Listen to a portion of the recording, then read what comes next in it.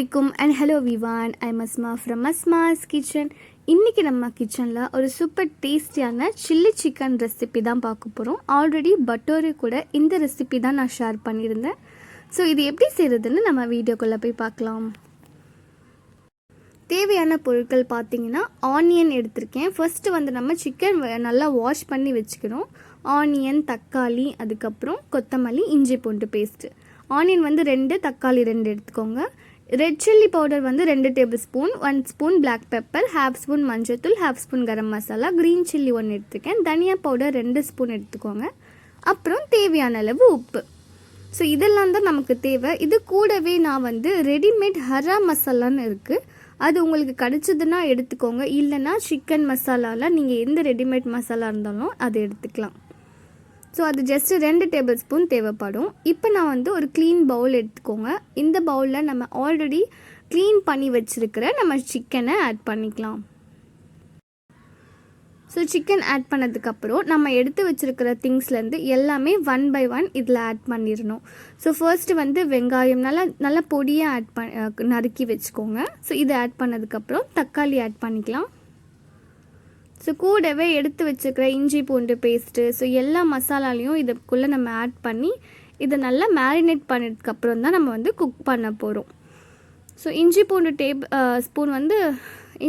Paste 2 table spoon எடுத்துக்கோங்க. Green coriander, அது கூடவே கொஞ்சமாக கருவேப்பிலை எடுத்துக்கோங்க.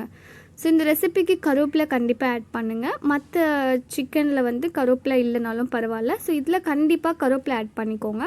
ஸோ இப்போ எடுத்து வச்சுருக்கிற எல்லா மசாலாவும் நம்ம ஆட் பண்ணிக்கலாம்.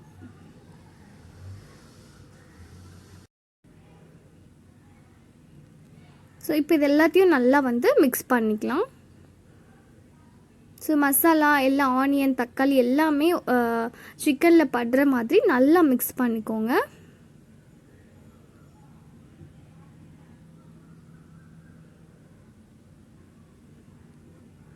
ஸோ இப்போ நான் சொல்லியிருக்கேன்ல ரெடிமேட் மசாலா, அந்த க்ரீன் மசாலா வந்து 2 டேபிள் ஸ்பூனில் எடுத்திருக்கேன்.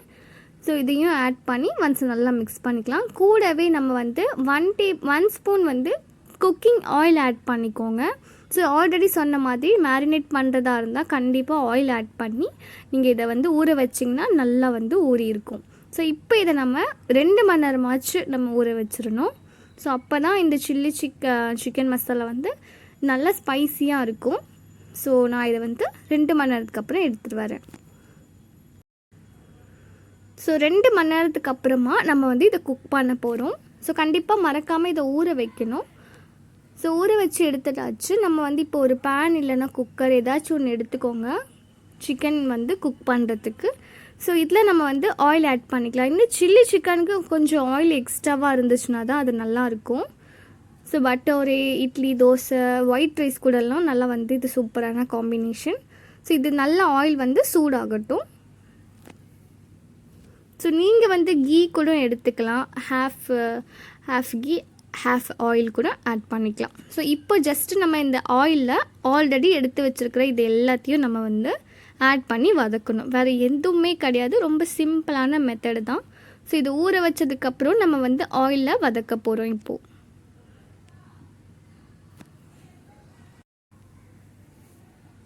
ஸோ ஃபர்ஸ்ட் நம்ம நல்லா ஹை ஃப்ளேம்லேயே வச்சு இதை நல்லா வதக்கிடலாம். அதுக்கப்புறம் லோ ஃப்ளேமில் வச்சுருங்க.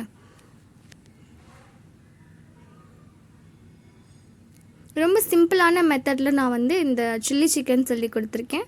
கண்டிப்பாக ட்ரை பண்ணி பாருங்கள், உங்கள் எல்லாருக்குமே இந்த ரெசிபி ரொம்பவும் பிடிக்கும்.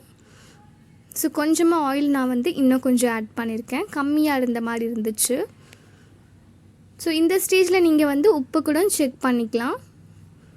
ஸோ ஒன்ஸ் நல்லா வதக்குனதுக்கப்புறம் கொஞ்ச நேரம் நம்ம இதை வந்து க்ளோஸ் பண்ணி வச்சிடணும். அப்போ தான் வந்து இது வந்து எண்ணெய் பிரிஞ்சு வரும். அதுக்கப்புறம் நம்ம வந்து விசில் அடிக்க வச்சிடலாம்.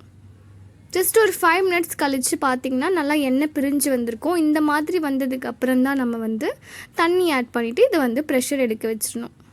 ஸோ ஒன்ஸ் நல்லா மிக்ஸ் பண்ணிக்கோங்க, கீழே ஏதாச்சும் அடி பிடிச்சிட போகுது. ஸோ இதை ஒன்ஸ் நல்லா மிக்ஸ் பண்ணதுக்கப்புறம் நான் தண்ணி ஆட் பண்ணிக்கிறேன். தண்ணியும் நிறைய ஆட் பண்ண வேண்டாம், கொஞ்சமாக ஆட் பண்ணிக்கலாம். ஜஸ்ட் நம்மளுடைய சிக்கன் வந்து வெந்துற அளவுக்கு ஆட் பண்ணிடலாம். ஸோ எப்பவும் போல் ஒரே மாதிரி chicken gravy, chicken masala, chicken கறி செய்யாமல் இந்த வாட்டி கொஞ்சம் டிஃப்ரெண்ட்டாக ட்ரை பண்ணி பாருங்கள். உங்கள் வீட்டில் எல்லாருக்குமே இந்த ரெசிபி ரொம்பவும் பிடிக்கும். அண்ட் இது ரொம்ப ஸ்பைஸியாகவும் இருக்கும். ஸோ இப்போ தண்ணி ஆட் பண்ணியாச்சு. இப்போ இதை நம்ம க்ளோஸ் பண்ணிடலாம்.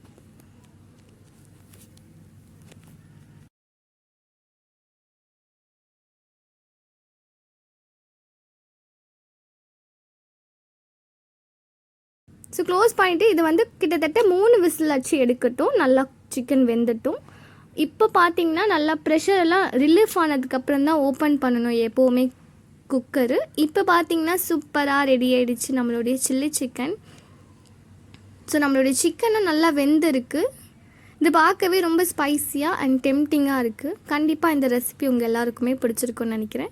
பிடிச்சிருந்ததுன்னா கமெண்ட் பண்ணுங்கள் அண்ட் ட்ரை பண்ணிவிட்டு உங்கள் கமெண்ட்ஸ் அண்ட் ஃபீட்பேக்கை என்கிட்ட ஷேர் பண்ணிக்கோங்க. ஆல்ரெடி நான் பட்டோரை கூட இந்த ரெசிபி தான் ஷேர் பண்ணியிருந்தேன்.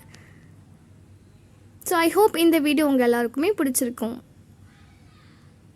ஸோ இது வரைக்கும் என் சேனலை சப்ஸ்கிரைப் பண்ணாமல் பார்த்துட்ருக்கவங்க மறக்காமல் சப்ஸ்கிரைப் பண்ணிக்கோங்க. கூடவே இருக்க பெல் ஐக்கனை கிளிக் பண்ணிக்கோங்க. தேங்க்யூ ஸோ மச் ஃபார் வாட்சிங். Bye bye.